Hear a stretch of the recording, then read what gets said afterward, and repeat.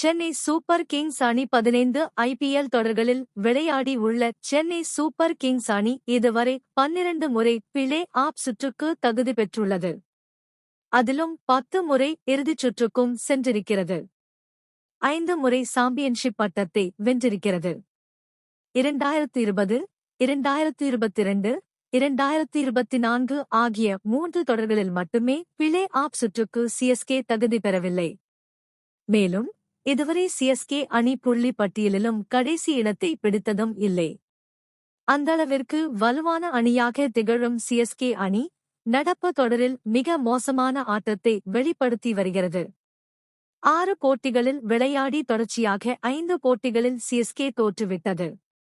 இதுபோல் தொடர்ச்சியாக 5 போட்டிகளில் சிஎஸ்கே அணி தோற்றதே இல்லை. மேலும் சேப்பாக்கத்திலும் தொடர்ச்சியாக 3 போட்டிகளை தோற்றுள்ளது. இப்படி பல சீசன்களாக கட்டிக்காத்து வந்த கோட்டையே ஒரே சீசனில் தரைமட்டத்திற்கு கொண்டு வந்துவிட்டது தற்போதைய சிஎஸ்கே அணி. இதற்கு தொடர் தோல்வி காரணமில்லை, மிகவும் சுமாரான ஆட்டமே ரசிகர்களை கவலை கொள்ளச் செய்கிறது. போராடி தோற்றால் கூட ஏற்றுக்கொள்ளலாம். ஆனால் வெற்றிக்கு முயற்சியே எடுக்கவில்லை என்பதுதான் பெரும்பாலானோரின் ஆதங்கமாக இருக்கிறது.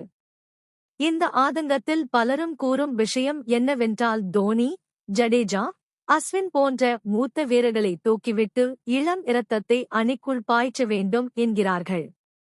இளைஞர்களுக்கு அணியில் வாய்ப்பளிக்க வேண்டும் என்பது ஏற்கத்தக்கதுதான்.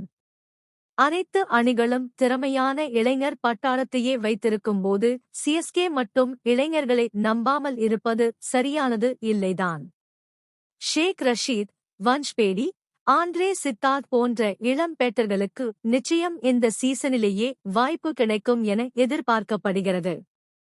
ஆனால் தோனி, ஜடேஜா, அஸ்வினை வெளியேற்றிவிட்டாலே சிஎஸ்கே அணி பலமாகிவிடும் என கூறுவது தவறாகும். தோனியும் ஜடேஜாவும் பின்வரிசை பேட்டர்கள். டாப் ஆர்டரும் மிடில் ஆர்டரும் தொடர்ந்து சொதப்பி வருவதே இவர்கள் மீது கடும் அழுத்தத்தை உண்டாக்குகிறது. ஜடேஜா தற்போது சற்று நம்பிக்கையற்றி இருக்கிறார். நிலைமை சற்று சீரானதும் அவரின் ஆட்டம் தனித்து தெரியும் அளவிற்கு மிளிரும் எனலாம்.